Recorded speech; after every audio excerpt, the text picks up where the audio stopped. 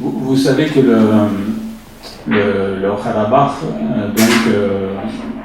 fait l'objet de négociations depuis maintenant pas mal de temps entre l'Arménie et l'Azerbaïdjan, qu'un certain nombre de principes ont été arrêtés pour cette négociation. Donc il y a 3 principes que en tout cas les diplomates ramènent toujours devant, c'est résolution pacifique du conflit, intégrité territoriale de l'Azerbaïdjan et autodétermination du Karabakh. Alors, que je vous explique qu'est-ce que ça veut dire, ça. Parce qu'il y a une signification, bien sûr, derrière ces mots. La diplomatie et le droit international, c'est un ensemble. C'est un ensemble harmonieux. Bon, la résolution pacifique du conflit, ça veut simplement dire, ça fait référence, effectivement, au droit international qui interdit l'utilisation de la force pour résoudre les conflits. Voilà. C'est donc une responsabilité devant les Nations Unies. Intégrité territoriale de l'Azerbaïdjan et autodétermination du Karabakh, là, c'est déjà un peu plus compliqué à comprendre. Alors, quand on écoute la diplomatie arménienne, tout va bien, ils sont très confiants, ils pensent qu'à travers ces 2 principes, ils ont assuré effectivement la future indépendance d'un Karabakh. Je dis bien d'un Karabakh. Je ne parle pas des territoires qui sont aujourd'hui, qui constituent aujourd'hui cette République du Haut-Karabakh.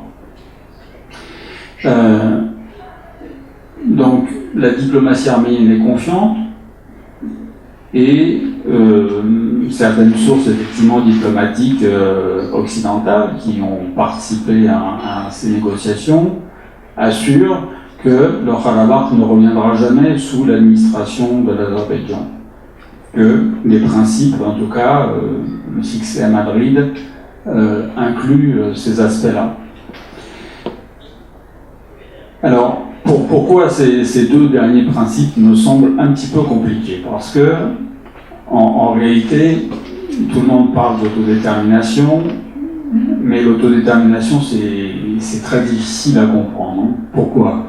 Parce que l'autodétermination, en fait, c'est un principe qui a été défini au moment de la décolonisation, à partir des années 1945, et qui a été prévu dès le départ pour les peuples colonisés. Donc, qui avaient effectivement une certaine légitimité à demander leur indépendance. Et donc, l'autodétermination a été définie dans le cadre de ce qu'on appelle le droit international des droits de l'homme. Donc, c'est un texte, je dirais, voilà, qui est important, mais qui est moins important que le droit qui régit les États et les relations entre les États.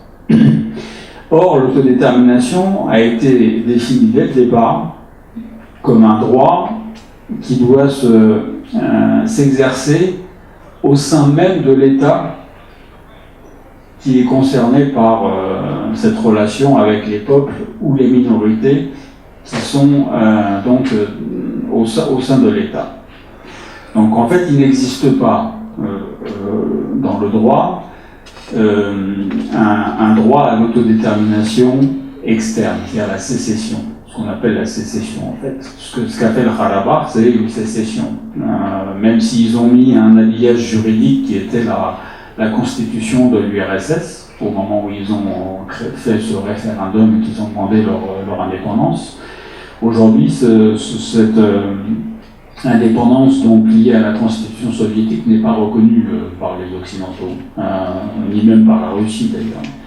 Donc, mais voilà, le droit à l'autodétermination a été conçu pour des peuples ou des minorités au sein de l'État. C'est-à-dire que ça veut dire que ce n'est que si l'État concerné, en l'occurrence l'Azerbaïdjan, consent à ce que les Arméniens du Karabakh s'autodéterminent, qu'ils peuvent prendre leur indépendance et créer un État indépendant. Donc, Ça veut dire qu'il y a deux. Donc, ce que la plupart des gens entendent par autodétermination, c'est précisément ce qui n'existe pas en droit, c'est-à-dire l'autodétermination externe. L'autodétermination externe, donc, c'est la séparation ou la sécession. Bon, c'est pas spécifique à cette région. Hein.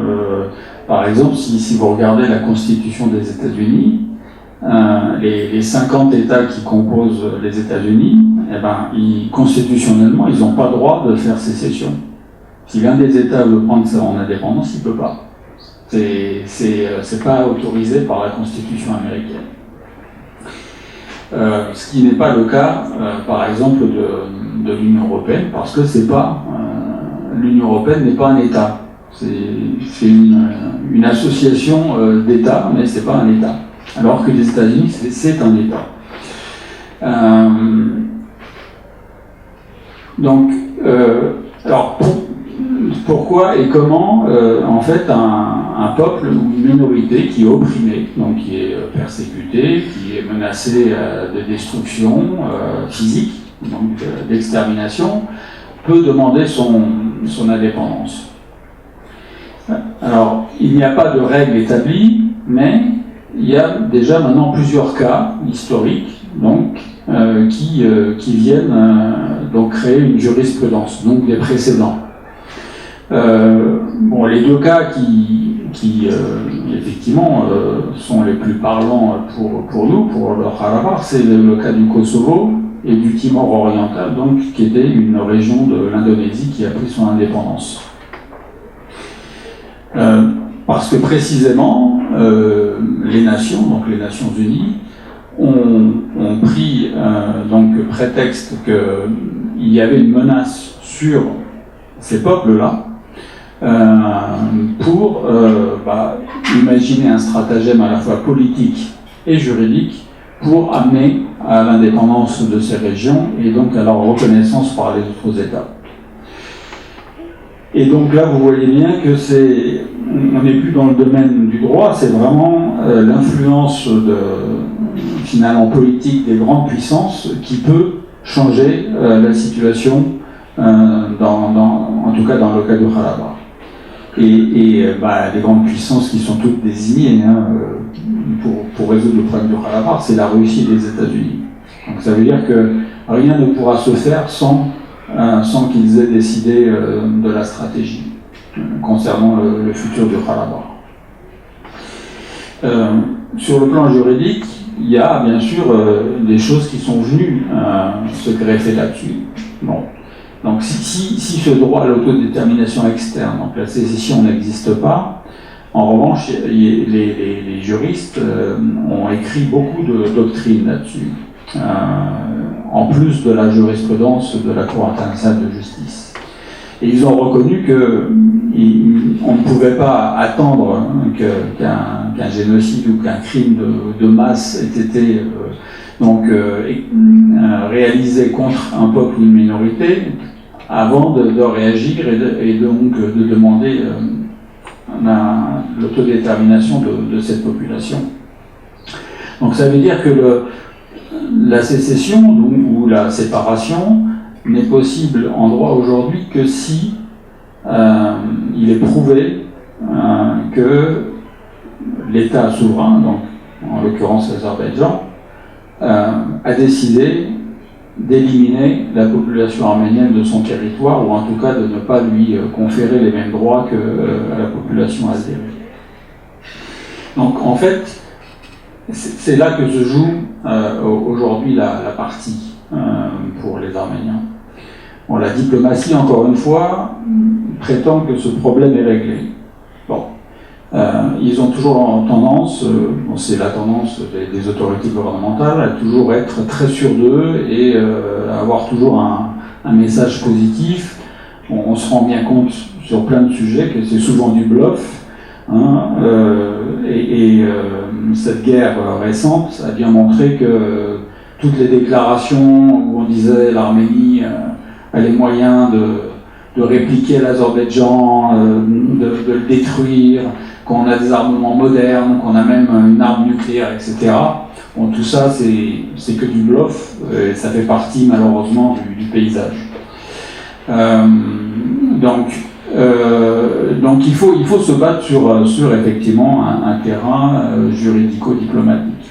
Donc aujourd'hui, le moyen d'arriver donc à convaincre les Nations Unies que seule une séparation d'un territoire peuplé des Arméniens du Karabakh de l'Azerbaïdjan est possible, c'est de prouver, donc d'amener les preuves qu'il n'y a pas de toute façon de retour possible en arrière. Donc, c'est d'amener les preuves des crimes qui ont été commis contre les Arméniens. Et là, pendant cette dernière guerre, il y a plusieurs crimes de guerre, voire crimes contre l'humanité qui ont été commis contre les Arméniens. Crimes de guerre, c'est le mauvais traitement qui a été réservé aux soldats capturés et emprisonnés, puisque donc il y a 3 soldats qui ont été capturés, notamment dans la région de Talish, et dont les corps ont été rendus sans tête. Et il y a 18 soldats qui ont été rendus par le biais donc, du Comité international de la Croix-Rouge et dont les corps ont montré au moment des autopsies en fait qu'ils avaient été torturés et mutilés aussi. Donc, crime contre l'humanité, ça c'est dans le cas de cette famille Kharakan, donc des 3 personnes qui constituaient cette famille, parce que c'était des civils, qu'ils ont été tués chez eux, qu'ils n'avaient pas d'armes, que voilà, c'était un crime gratuit et délibéré contre cette famille. Aujourd'hui, il y a deux groupes de travail qui se sont mis en place. Il y en a un donc qui apparemment est sous la tutelle de la présidence arménienne, et ils ont déposé donc trois dossiers auprès de la Cour européenne des droits de l'homme, pour le meurtre qui a été commis, pour les meurtres qui ont été commis et pour les tortures qui ont été commises. Donc, articles 2 et 3 de la Convention européenne des droits de l'homme. Je ne commenterai pas cette initiative. Je pense qu'elle présente plein de risques, soit de ne pas être admis, soit d'aboutir à une décision qui pourrait être négative pour les Arméniens. Mais bon, toujours est-il que si ces crimes, en tout cas, sont attestés par une cour, ça sera des preuves au moins légales, que ces crimes ont bien été commis.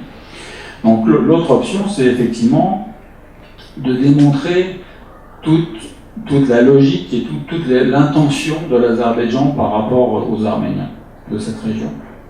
Donc les crimes, c'est une chose, mais c'est surtout un officiel qui est propagé maintenant depuis 20 ans, qui a abouti à des crimes absolument odieux, terribles, comme le meurtre de cet officier arménien Markarian à Budapest, en Hongrie, en 2004. Je vous le rappelle parce que c'est tellement inimaginable qu'il faut quand même le rappeler. Il était donc en formation sur une base de l'OTAN avec tout un autre groupe d'officiers arméniens, et il y avait également des officiers azéris qui étaient en formation sur cette même base militaire de l'OTAN, et en pleine nuit il y a un officier azéri qui est venu le découper à la hache dans son sommeil. Voilà. Il a été condamné par la justice hongroise, mais l'Azerbaïdjan a réussi à obtenir son extradition par des moyens dont on ignore encore aujourd'hui la teneur. Et une fois qu'il est rentré, donc soi-disant, il voulait l'extraire pour le détenir en Azerbaïdjan. Une fois qu'il est rentré en Azerbaïdjan, il a été accueilli en héros, il a été fait officiellement héros national. Et donc vous voyez bien à travers ces exemples que c'est plus que les armées du Karabakh qui sont menacées. C'est vraiment cette distillation de la haine de l'Arménien au point de faire de tels meurtriers des héros nationaux. Voilà. Et bon, aujourd'hui, il y a des instances donc à la fois européennes et internationales qui commencent à rapporter tous ces faits dans les rapports. Donc cette année, précisément, il y avait l'Azerbaïdjan qui était soumis à un examen de la part du comité onusien contre l'élimination de la discrimination raciale, c'était en février. Et hier ou avant-hier, il y a le même organisme du côté du Conseil de l'Europe qui a également émis un rapport où tous ces faits donc, de haine sont attestés, sont écrits noir sur blanc. Voilà. Une remarque vite fait, c'est la première fois que je vois dans un rapport, ce rapport qui est paru donc effectivement hier ou avant-hier, les faits décrits de manière aussi claire et sans langue de bois et sans embâge. Ça m'a même surpris, donc on peut être raisonnablement optimiste. Alors, optimiste, en tout cas, voilà, voilà, ce sont des documents qui attestent toute une série de preuves. Donc ça veut dire que ce processus juridico-diplomatique, c'est un long fleuve. C'est-à-dire que ça va durer très longtemps. Mais la voie diplomatique, la négociation, le groupe de Minsk, c'est aussi quelque chose qui va durer très longtemps. C'est ce que d'ailleurs les diplomates arméniens disent. Donc, la seule chose, c'est que, par expérience, j'ai tendance à ne pas faire totalement confiance à la diplomatie arménienne dans ce qu'ils prétendent. Et c'est pourquoi j'ai préconisé effectivement qu'on avance sur d'autres pistes pour marquer donc les différentes étapes de ce processus. Parce que si la voie diplomatique ne marche pas, eh bien, il faudrait légaliser la sécession du Karabakh au niveau des Nations Unies. Voilà. Parce qu'il n'y a pas d'autre solution possible. C'est pas imaginable que le Karabakh revienne dans l'État azerbaïdjanais. Quel pays? C'est ça. C'est une fois qu'on a démontré que voilà, il y a un discours officiel, qui a des crimes de guerre odieux, qui a des crimes contre l'humanité, que le but c'est d'éradiquer toute la population arménienne de cette région.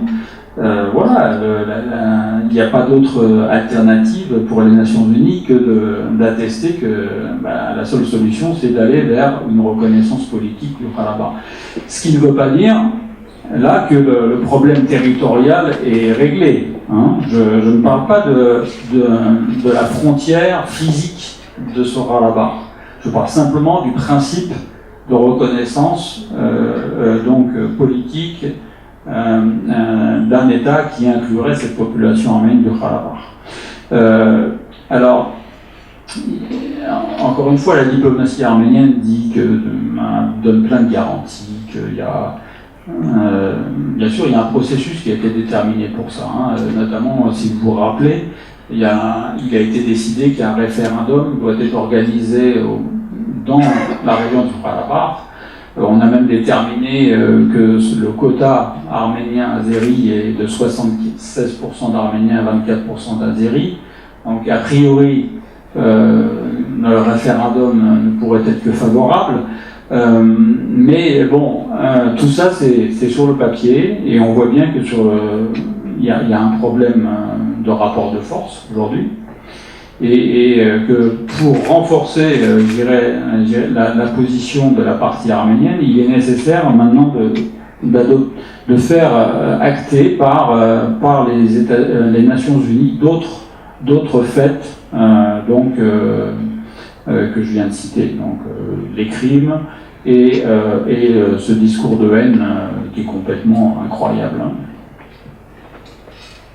Je souhaiterais réagir à ce qu'a dit Rafi, d'abord pour souscrire complètement à ce qu'il a dit sur un point précis, à savoir qu'on peut déployer tous les trésors d'arguments et de doctrines juridiques, et il y en a foison des doctrines juridiques, ils connaissent ça mieux que nous tous ici, La question est d'abord et avant tout une question de rapport de force, donc fondamentalement une question politique. En matière de sécession, comme il a été dit, c'est d'abord tenir le terrain et créer un fait accompli. On le voit d'ailleurs à d'autres endroits, hein, on peut dire ce qu'on veut, mais c'est d'abord une question politique. Et je crois qu'il ne faut pas chercher... les arguments juridiques et le droit international ne sont que le décorum d'un rapport de force. Donc ça, c'est quelque chose sur lequel on est bien d'accord.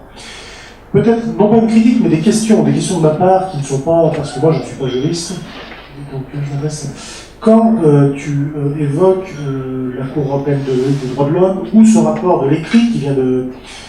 tout ça est effectivement très favorable à la partie arménienne, puisque sont décrits, vous peuvent être décrits des abus, des crimes éventuellement de l'Azerbaïdjan, mais ça reste du droit individuel, du droit des personnes. Ça ne met pas en cause les États. Les États, ça se règle devant la Cour internationale, la Cour européenne ou la Cour internationale de justice.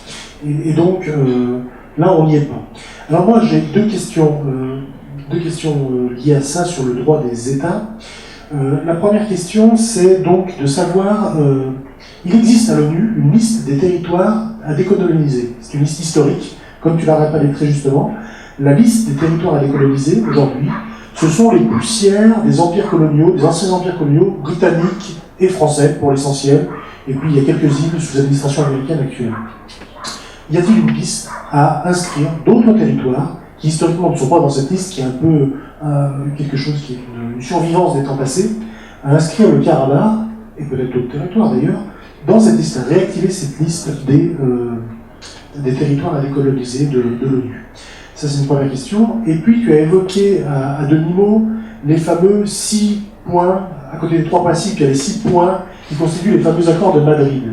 Et il y a eu toute une discussion pour savoir s'il fallait adopter ces 6 points. Donc, alors, les 6 points, je ne les connais pas exactement de tête, mais bref, je les connais par cœur.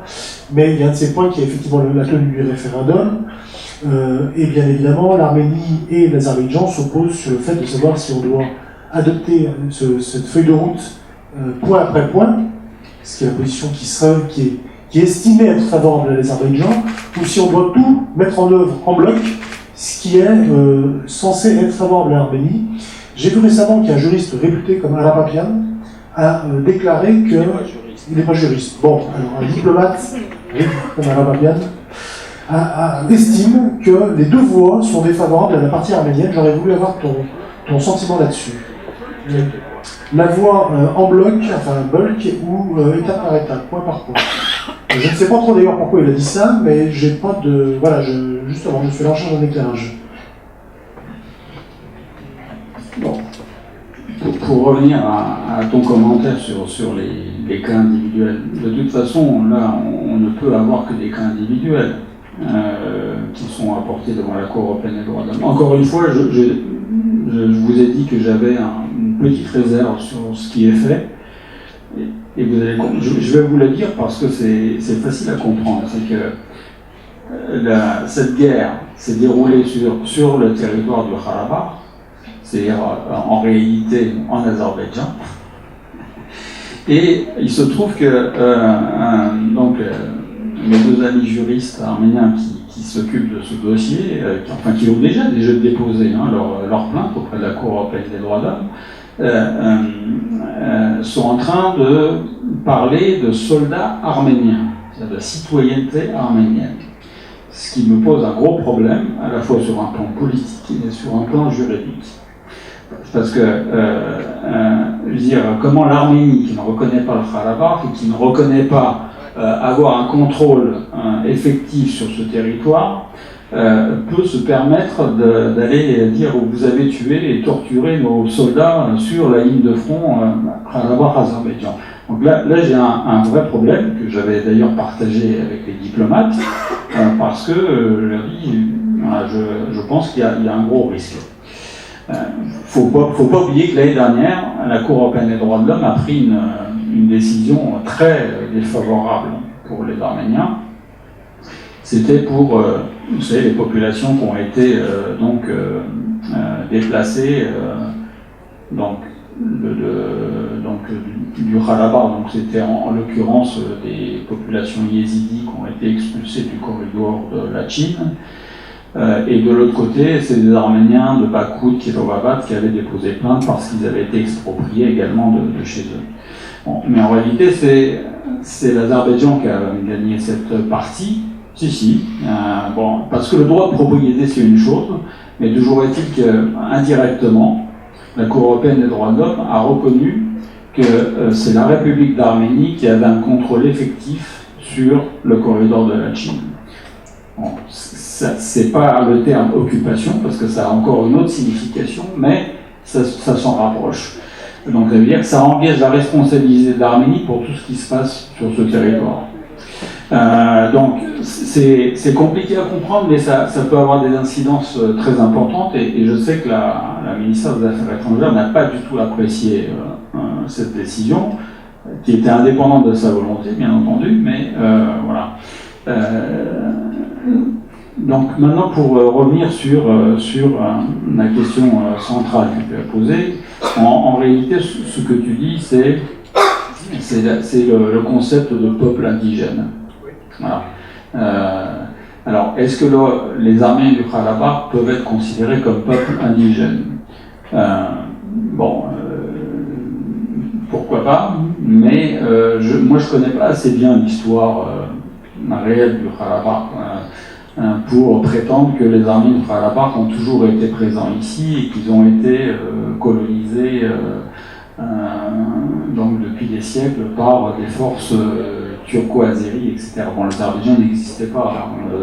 Donc, c'est compliqué, me semble-t-il. Mais en tout cas, tu as raison sur une chose, c'est que c'est quelque chose, un concept juridique qui est intéressant à exploiter, pas seulement pour Karabakh, également pour un autre dossier que je connais bien, qui est le dossier des réparations, notamment pour les Arméniens ottomans qui ont été expulsés de leur terre. Mais c'est effectivement une piste de travail qui est d'ailleurs explorée actuellement et qui peut être mise en avant. Bon, mais encore une fois, on revient sur tout est possible à partir du moment où il y a un rapport de force militaire favorable sur le terrain et un rapport de force politique favorable auprès des grandes puissances, voilà, qui vont régler ce jeu.